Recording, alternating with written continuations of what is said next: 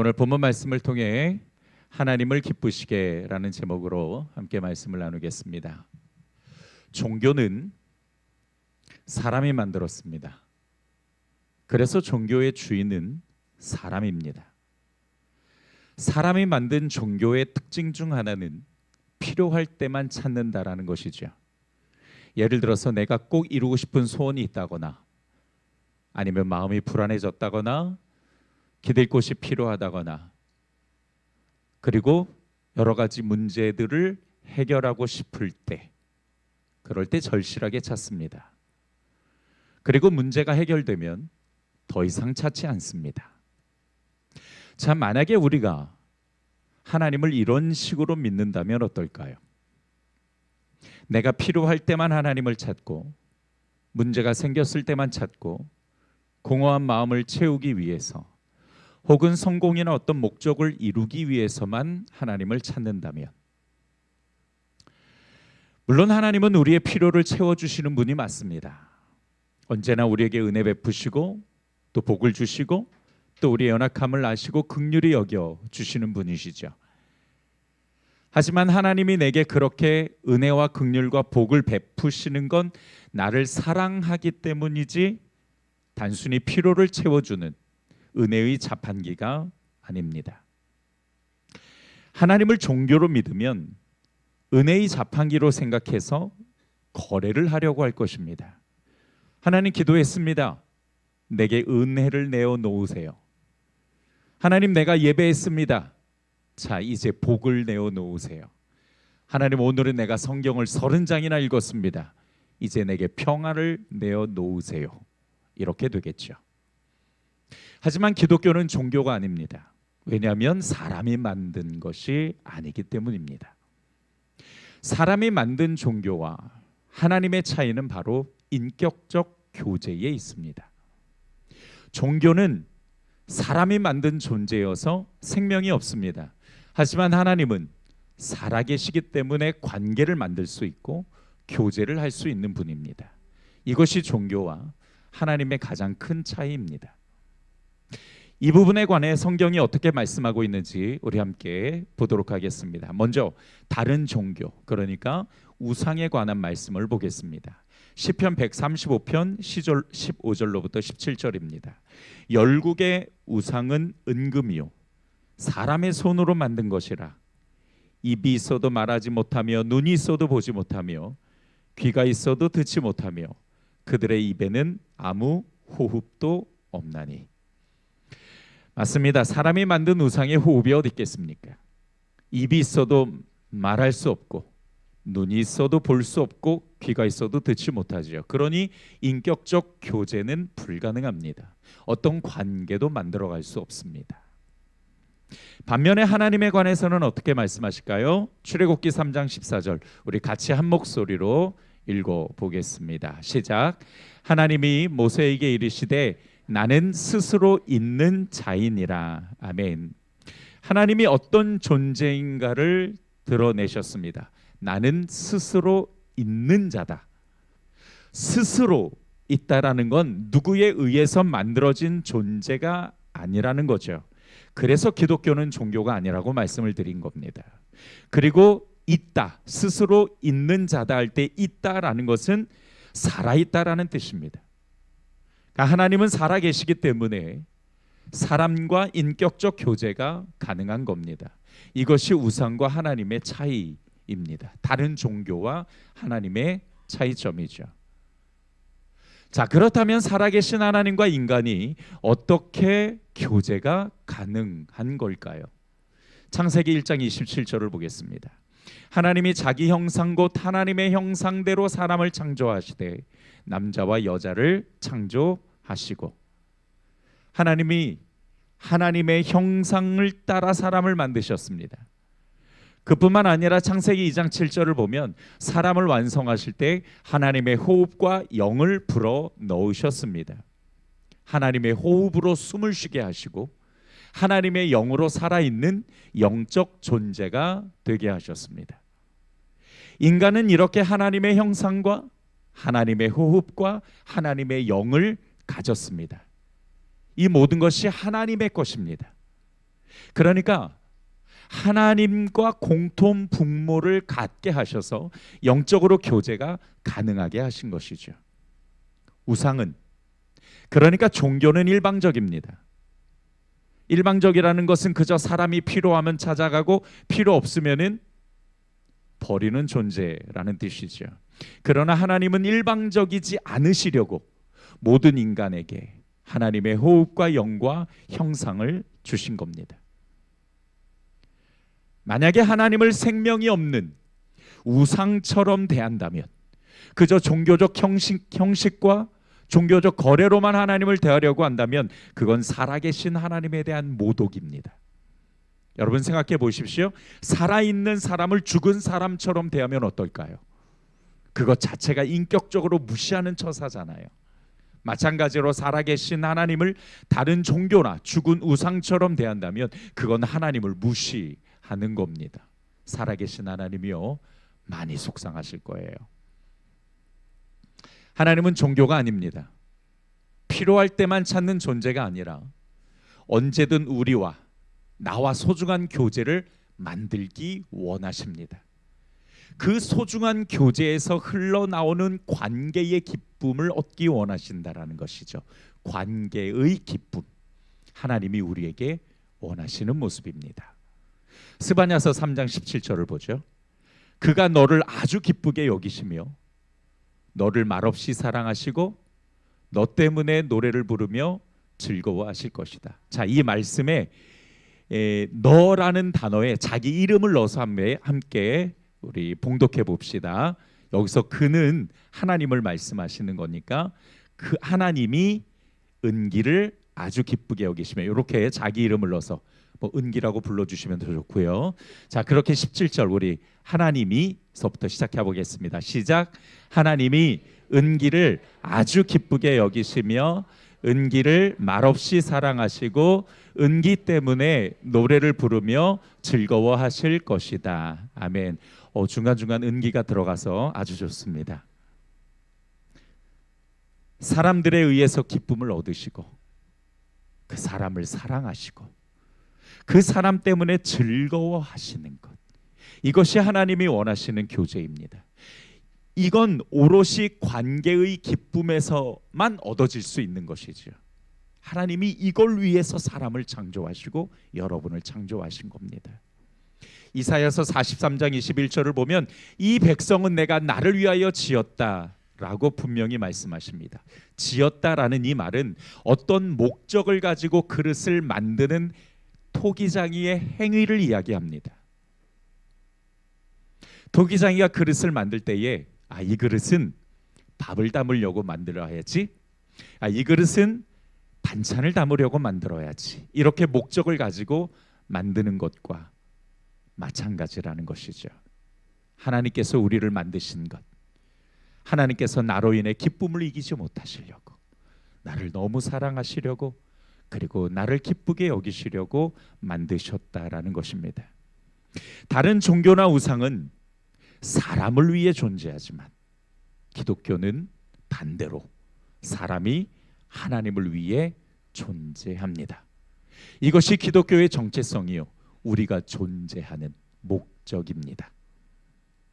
내가 하나님을 위해 창조된 존재라는 것을 분명히 알고 인정한다면 내 삶에 참 많은 변화들이 생깁니다. 삶의 중심축이 나의 만족에서 하나님의 영광으로 이동하면서 놀라운 변화들이 생겨요. 어떤 변화들이 생길까요? 첫 번째로는요, 삶의 목적이 달라집니다.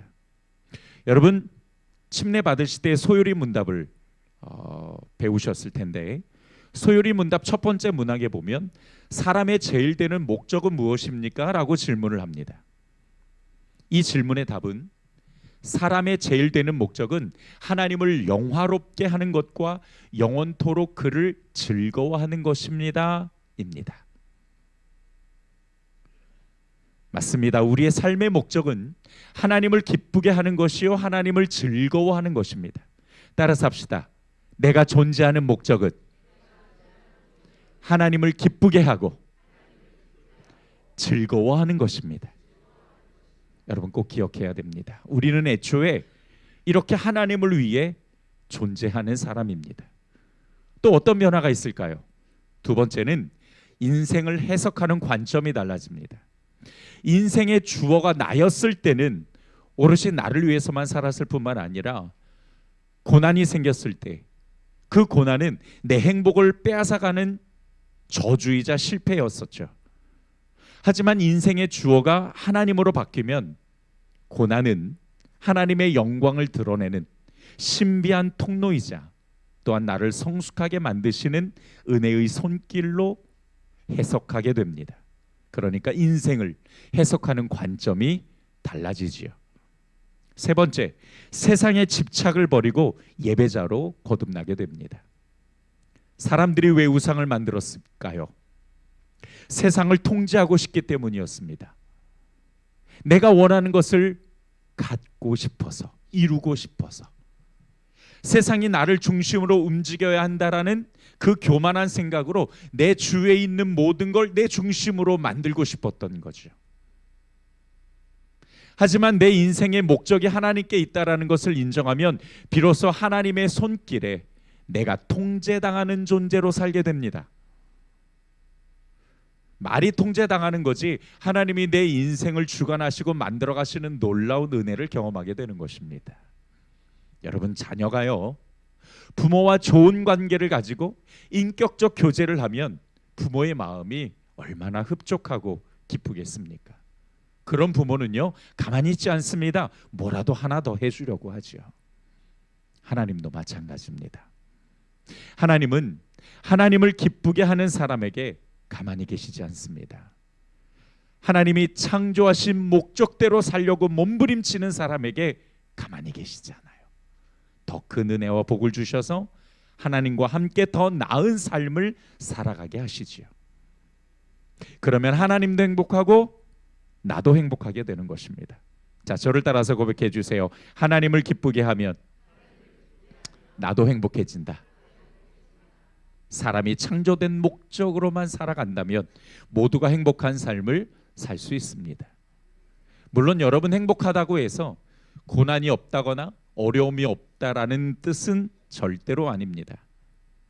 종종 이 부분에 관해서 제가 언급하지만 우리는 죄가 가득한 세상, 그 죄로 이미 완벽함이 깨어진 세상을 살아갑니다. 그것도 매우 고군분투하며 그 죄로 인해 깨어진 세상의 영향이 내 삶에까지 스며들었기 때문에 고난이 없거나 고통이 없거나 어려움이 없을 수는 없습니다. 때로는 마귀의 유혹을 받고 죄를 짓기도 하죠. 그것 때문에 어려움도 있고 아픔도 있기도 합니다. 하지만 하나님은 그런 가운데서도 나와 함께 하셔서 때를 따라 돕는 은혜를 베풀어 주십니다. 시험이 와도 능히 이겨낼 힘을 주시고 시련이 찾아와도 성령이 도우셔서 정금과 같은 믿음을 갖게 하시며 이겨낼 수 없을 것 같은 어려움이 닥쳐도 하나님이 내 손을 잡으셔서 능히 인내하고 견뎌내게 하십니다. 사람이 창조된 목적은 하나님과 교제하면서 하나님을 기쁘게 하는 것입니다. 그래서 에베소서 5장 10절을 보면 이런 말씀이 있어요. 주를 기쁘시게 할 것이 무엇인가 시험하여 보라. 끊임없이 하나님을 내가 어떻게 기쁘게 하며 살아갈 것인가를 고민하고 생각하라는 것입니다. 하나님의 영광에는 무관심하면서 나의 목적과 성공을 위해서 또 나의 안정과 필요를 위해서만 하나님을 찾는다면 그것은 창조 목적에 어긋나는 일입니다. 하나님이 나를 위해 존재하는 것이 아니라 내가 하나님을 위해 존재하기 때문입니다. 자, 중요한 것은 그러면 우리가 어떻게 하면 하나님을 기쁘시게 하는 삶을 살아갈 수 있을까? 성경은 이걸 우리에게 어떻게 말씀하실까? 오늘 본문과 또 다른 성경을 찾아보면서 그 방법을 함께 나눠보도록 하죠. 첫 번째로 성령을 따르는 삶이 하나님을 기쁘시게 하는 것입니다. 자, 우리 같이 한번 읽어봅니다. 시작. 성령을 따르는 삶이 하나님을 기쁘시게 하는 것입니다. 자, 오늘 본문 8절을 한번 보죠. 육신에 있는 자들은 하나님을 기쁘시게 할 수 없느니라. 육신에 있는 자는 하나님을 기쁘시게 할 수 없습니다. 자, 그러면 반대로 육신이 아니라 영에 있는 자는 하나님을 기쁘시게 할 수 있다라는 얘기가 되지요. 자, 다시 5절로부터 6절 오늘 본문 말씀을 함께 보죠. 우리 같이 한번 읽어보겠습니다. 시작. 육신을 따르는 자는 육신의 일을, 영을 따르는 자는 영의 일을 생각하나니 육신의 생각은, 영의 생각은, 아멘. 여러분, 우리는 선택할 수 있습니다. 육신의 본능을 따르든 아니면 영의 본능을 따르든 우리는 선택할 수 있습니다. 성경에는 이 육신과 영을 반대 개념으로 말씀하시죠. 그 이유는 우리가 부모로부터 몸을 물려받을 때 죄도 함께 물려받기 때문입니다. 그래서 이 몸뚱아리는요, 자꾸 죄의 속성이 있어서 죄를 향해 가고 싶어 합니다. 그래서 항상 죄를 쫓으려고 하죠.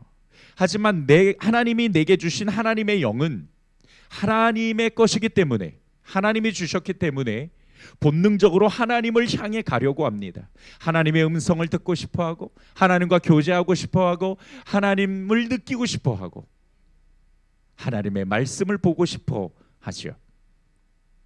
앞서 말씀드렸듯이 사람은 누구나 하나님의 영을 가지고 있어요. 그래서 이 영은 자꾸 하나님을 향해 가려는 회개 본능이 있는 것입니다. 육신은 죄를 향해 가려는 본능이 있고, 영은 하나님을 향해 가려는 본능이 있습니다. 이 두 가지가 다 있어서 이 두 가지 본능이 늘 우리의 마음에서 싸워요. 내 마음의 어느 한쪽에서는 야, 오늘 바쁘니까 다음에 교회 가, 다음에 얼마든지 기회 있잖아, 뭘 또 그런 거 가지고 그렇게 시기나.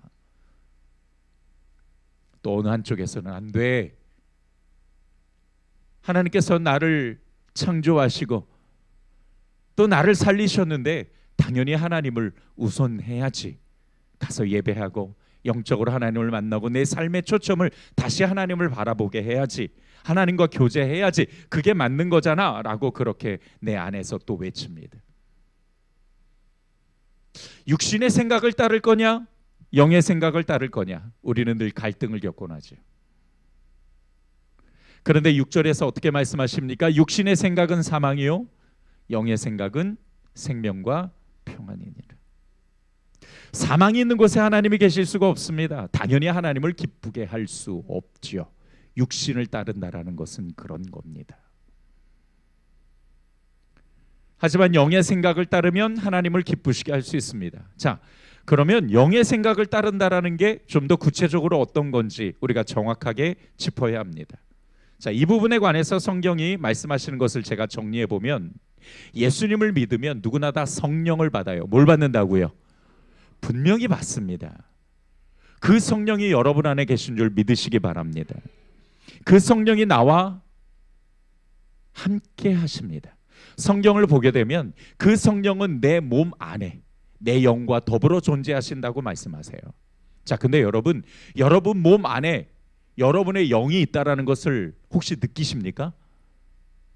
그거 느끼시면 이 세상 사람이 아닙니다. 큰일 나는 거예요. 가만히 보면은 그걸 느낀다라고 이야기하시는 분이 종종 계신데, 여러분 그런 분들은 불쌍히 여겨주셔야 합니다. 우리는 그 영을 느낄 수 없습니다. 그러면 내 몸 안에 계신 성령도 역시 느낄 수는 없어요. 그러나 성경이 우리에게 성령을 주셨고 그 성령이 내 몸 안에서 내 영과 더불어 함께 존재하신다니 우리가 그것을 믿을 뿐이죠. 아무튼 성경은 진리니까 내 몸 안에 성령이 나와 함께 하십니다. 왜 예수님은 보혜사 성령을 우리에게 주셨습니까? 보호해 주시고 은혜 주시고 가르쳐 주시기 위해 우리의 삶을 도우셔서 하나님의 말씀대로 살아가며 하나님의 뜻대로 살아갈 수 있도록 돕는 자로, 카운슬러로 우리에게 허락해 주신 줄 믿습니다. 그런데 성경은 또 그 성령을 진리의 영이시라고 말씀하세요. 여러분, 진리가 뭐예요? 라고 질문을 드리면 대답하기가 매우 어렵죠. 따라서 합시다. 진리란 하나님의 말씀이며 복음이다. 성경에서는 진리를 이렇게 정의하십니다. 그러니까 성령께서 진리의 영이시라는 것은 그 성령의 존재가 말씀으로 형성되어 있다라는 것이죠. 그러니까 그분의 인도는 하나님의 말씀으로 늘 이끌어 주시는 겁니다. 그러니까 우리가 성령의 생각을 따른다라는 것은 곧 진리를 따르는 것이요, 진리인 하나님의 말씀과 복음을 따르는 것입니다.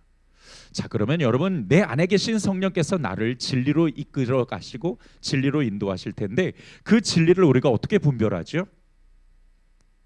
첫 번째로는 선한 양심을 따라가야 됩니다. 선한 양심은 하나님을 향해 찾아가도록 설계되어 있습니다.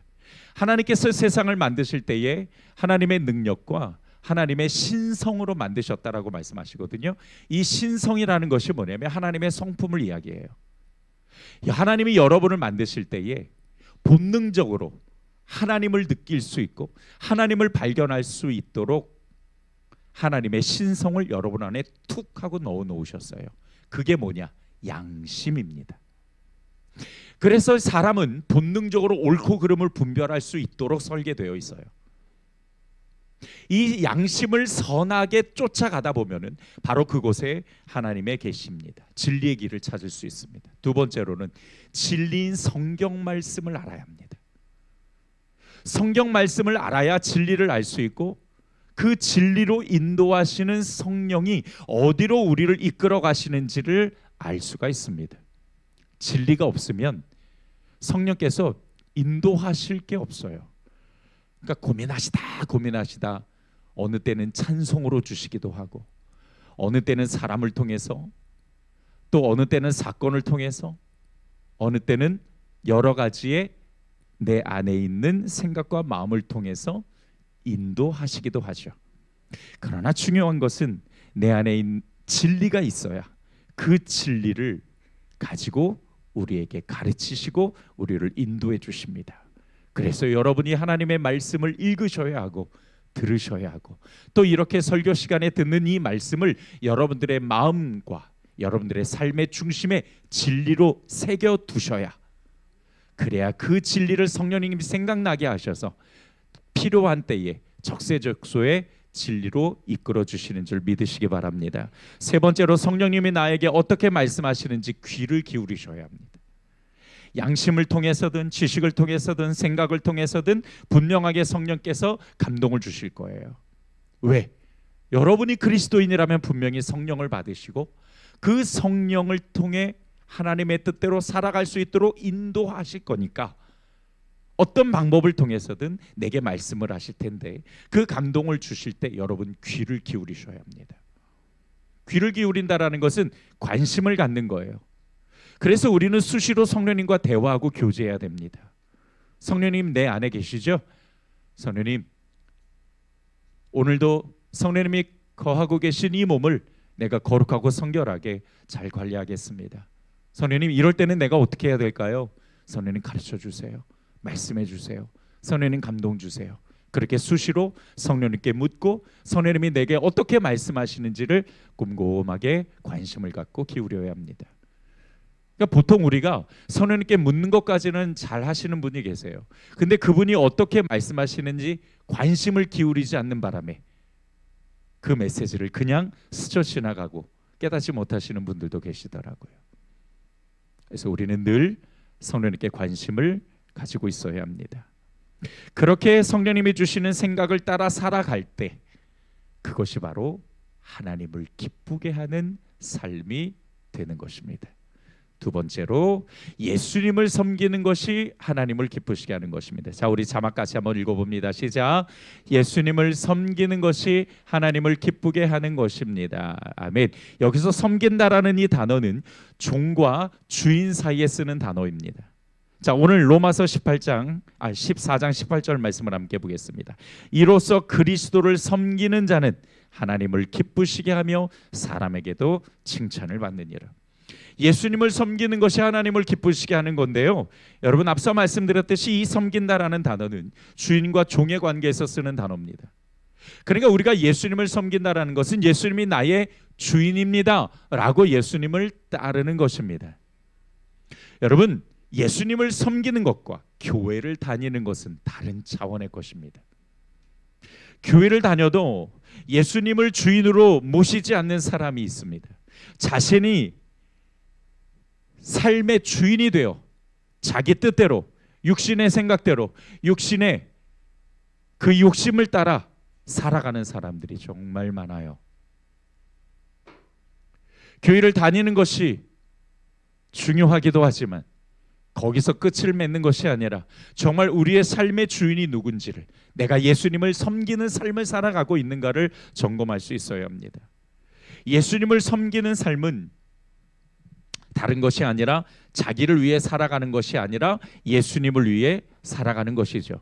자, 고린도후서 5장 15절을 함께 읽어보도록 하겠습니다. 시작.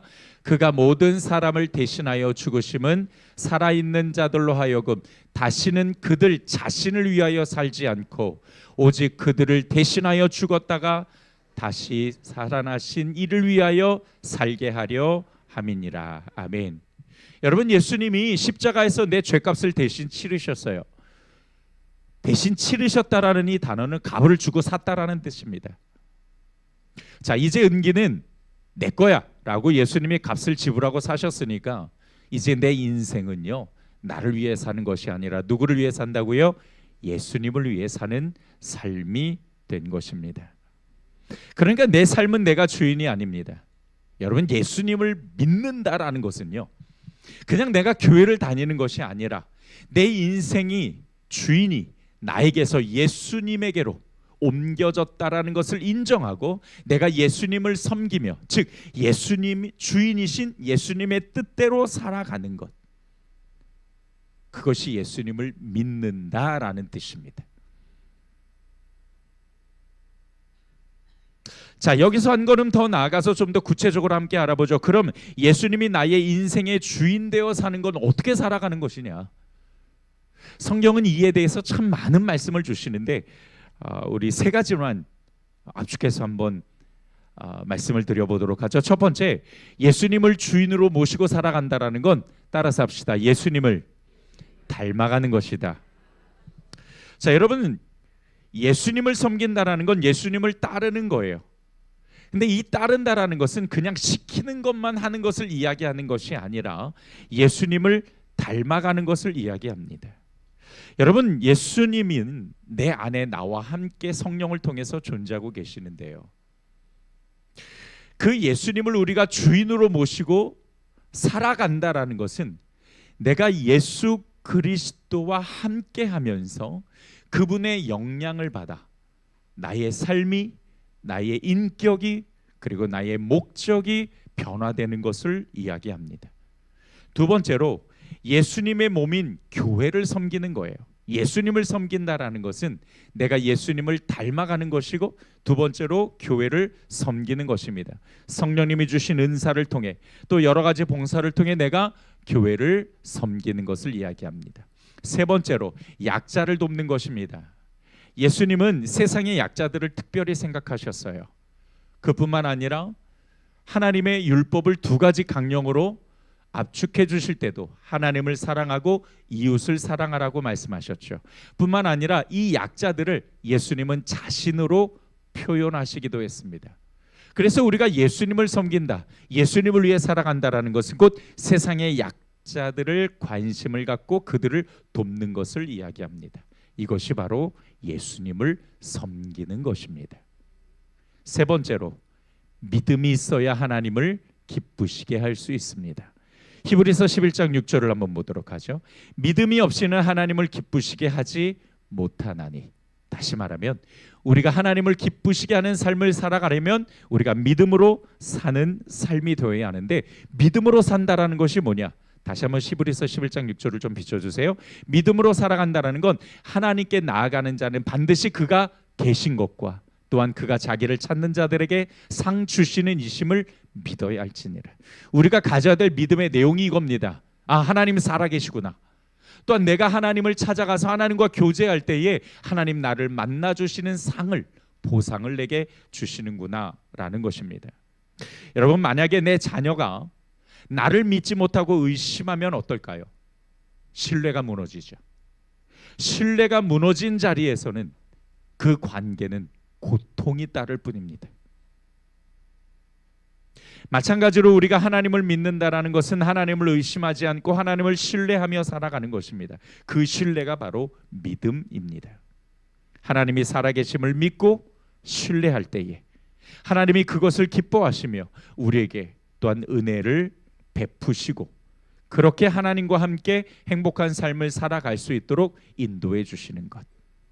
그래서 여러분, 우리가 하나님을 기쁘시게 하는 삶은 다른 것이 아니라 우리의 믿음을 굳게 잡고 그 믿음을 굳건하게 하며 그 믿음을 바르고 건강하게 세워가는 것을 이야기합니다.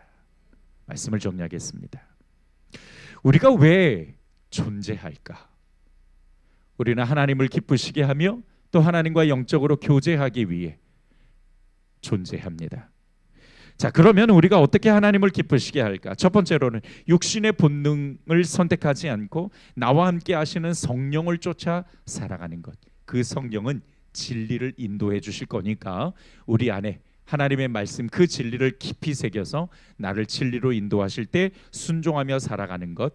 그것이 하나님을 기쁘시게 하는 것입니다. 두 번째로 예수님을 주인으로 섬기는 것입니다. 예수님을 닮아가고 또한 교회를 섬기며 세상의 약자들에게 관심을 가지고 그들을 돕는 것입니다. 세 번째, 하나님이 살아계신 것과 또 하나님을 만나는 자들에게 하나님께서는 보상해 주시는 이심을 믿으면서 그 믿음을 가지고 살아가는 것이 하나님을 기쁘시게 하는 것입니다. 그 믿음으로 하나님과 또한 인격적 교제를 만들어 가시는 것이죠.